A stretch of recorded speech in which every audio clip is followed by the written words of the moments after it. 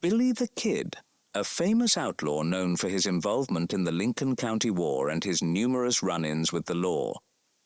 1880 was a turning point for Billy the Kid.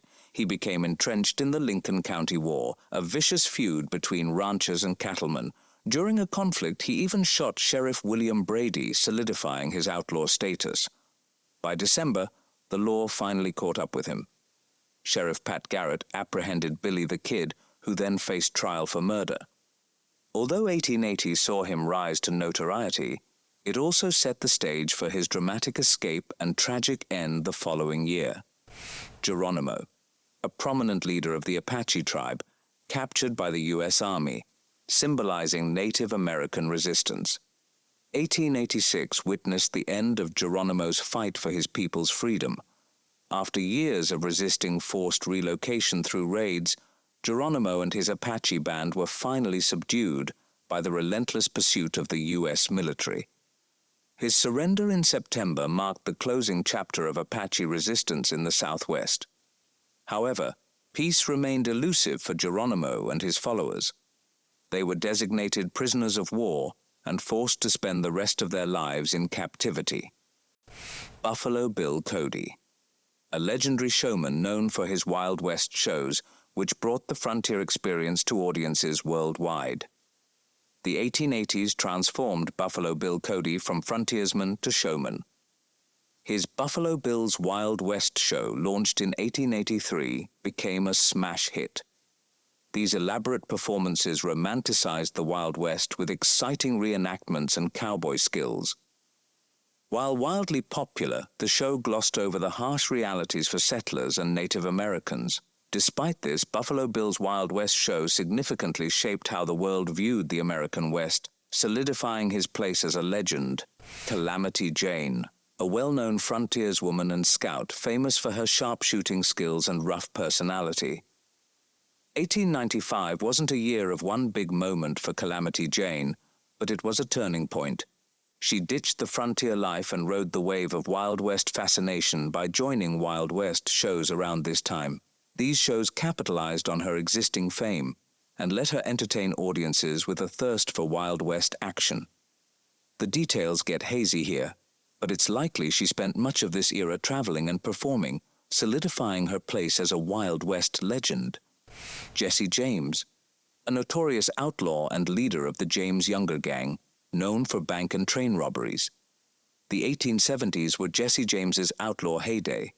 Alongside his brother Frank and their gang, they terrorized the Midwest with bank and train robberies. Their guerrilla tactics, striking fast and vanishing quicker, kept them ahead of the law for a while. Jesse's fame grew as newspapers sensationalized their crimes. However, public opinion was mixed. Some saw him as a rebellious figure against big businesses, while others condemned him as a criminal. This ambiguity only fueled his notoriety. By the late 1870s, the gang faced setbacks like a disastrous bank raid. The law was closing in, and the seeds of Jesse James's downfall were sown in this turbulent decade. Annie Oakley, renowned sharpshooter and performer famous for her marksmanship and role in Buffalo Bill's Wild West show. While there's no single documented event for Annie Oakley in 1890, it was likely a prime time in her Wild West show career. By this point, she was a star attraction in Buffalo Bill's Wild West show, captivating audiences with her sharpshooting skills and stage presence. This period probably involved a lot of touring and performances across the U.S., maybe even Europe. There's a chance 1890 was also a time of transition for her. While still a star, she might have been exploring new opportunities or refining her act. Unfortunately, specific details about her activities in 1890 are hard to come by, so while we can't pinpoint a specific event, 1890 was likely a year where Annie Oakley continued to shine brightly as a Wild West show sensation. Wild Bill Hickok, a legendary lawman and gunslinger, known for his exploits in Deadwood and his death during a poker game. 1873 saw a wild turn for Wild Bill Hickok. He ditched his lawman days and took center stage, literally. His friend Buffalo Bill Cody offered him a role in a Wild West play called Scouts of the Plains. This was a big change for Hickok, swapping gunfights for spotlights. While charismatic, acting wasn't his calling. Stories say he even shot a spotlight out of frustration. Disliking the constraints and travel, Hickok left the stage by year's end, heading back to the Wild West. Although short-lived, his theatrical stint bridged the gap between his lawman years and his later Wild West legend status. So, 1873 was a time of transition for Hickok, a unique chapter in his already colorful life. Deadwood Main Street, a bustling scene of the mining town illustrating the rapid growth and lawlessness of boomtowns. Picture a dusty frontier town in 1876. That's Deadwood's Main Street, a cacophony of prospectors, gamblers, and dreamers chasing gold. Rough wooden buildings, some mere tents, lined the street, offering everything from essential supplies to a chance to gamble away your fortune in numerous saloons. Main Street was the town's beating heart, a place to trade, gossip, or quench your thirst after a hard day's work or a lucky strike. Law was scarce, and violence flared easily. Despite the chaos, a sense of community emerged among these wild characters, all united by the dream of striking it rich. Deadwood's Main Street in 1876 was a wild mix of danger and opportunity, a true Wild West experience that would solidify its place in legend. Sitting Bull, a respected Lakota Sioux leader known for his role in the Battle of Little Bighorn and resistance against U.S. policies.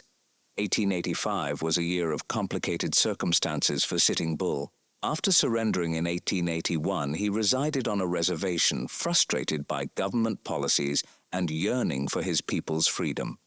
An unexpected offer emerged: joining Buffalo Bill's Wild West show. This presented a struggle.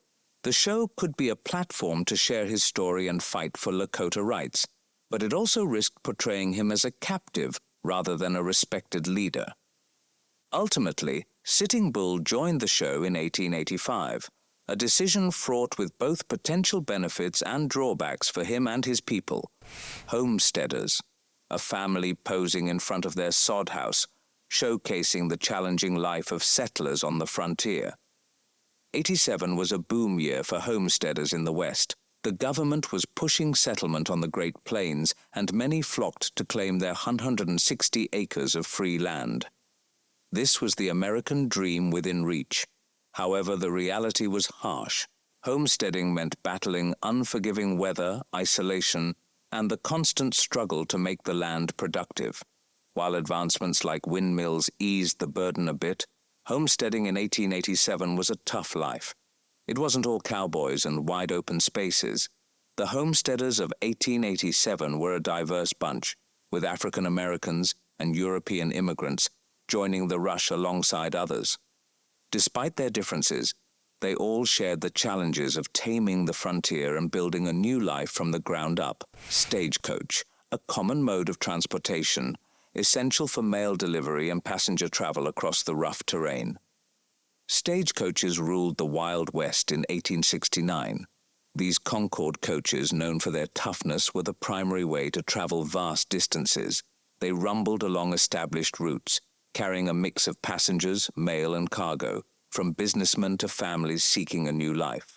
But 1869 also marked a turning point. The mighty Transcontinental Railroad arrived, offering a faster and smoother journey. This signaled the beginning of the end for stagecoaches on major routes. While they continued serving remote areas not yet reached by the Iron Horse, stagecoaches slowly faded from prominence. Despite their decline, these dusty carriages played a vital role in opening up the West, connecting people and places, and leaving their mark on American history. Gold miners. The 1850s were a roller coaster ride for gold miners. The California gold rush ignited a frenzy, with people from all corners of the globe chasing dreams of riches. Boomtowns sprung up overnight, offering a wild mix of saloons, gambling, and lawlessness. But mining itself was brutal work, back-breaking labor with pickaxes and shovels, hoping to find a lucky gold nugget. New technology emerged like hydraulic mining, but it also scarred the environment. By the end of the decade, the landscape of the West was forever changed. Forests logged, rivers diverted, all in the relentless hunt for gold. While some struck it rich, many faced hardship and disappointment. This gold rush era, though full of challenges, had a lasting impact on American history, shaping the Wild West and its legacy. Wyatt Earp. 1881 was a pivotal year for Wyatt Earp, the year he became a Wild West legend. The infamous gunfight at the OK Corral cemented his place in history. As a deputy marshal in Tombstone, Arizona, Earp and his brothers, along with Doc Holliday, clashed with outlaws in a bloody shootout. The details are murky, but it left several cowboys dead.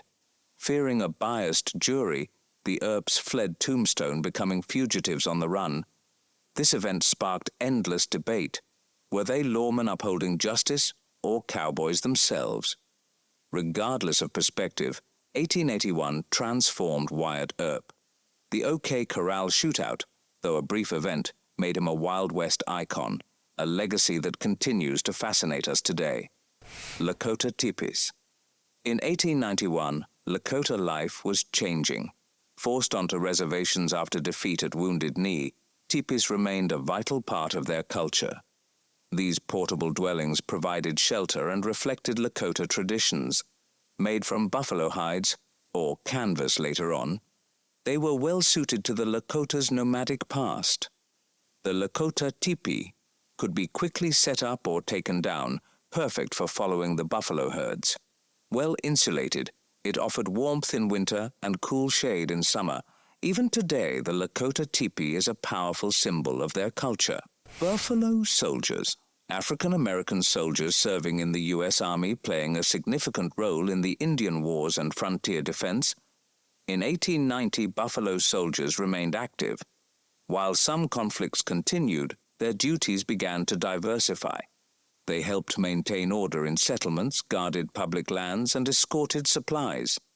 By the decade's end, the Spanish-American War would bring a new focus for these brave soldiers.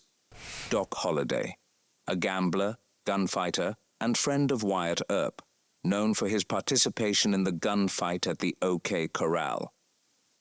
1879 was a restless year for Doc Holliday. He likely drifted between Dodge City and Las Vegas, possibly solidifying his friendship with Wyatt Earp. Tuberculosis likely forced him to gamble for a living, leaving dentistry behind. While his reputation as a quick draw may be inflated, 1879 might have seen some of his gunfights. Tombstone, however, was still in his future. Chinese railroad workers. Laborers who played a crucial role in constructing the transcontinental railroad, often facing harsh conditions and discrimination. Chinese railroad workers in the 1860s were the backbone of the Central Pacific Railroad's workforce. They faced brutal conditions building through mountains and deserts for far less pay than white workers. Despite facing discrimination, their backbreaking labor played a key role in uniting America's east and west coasts. Their contribution is increasingly recognized with memorials honoring their vital role in history.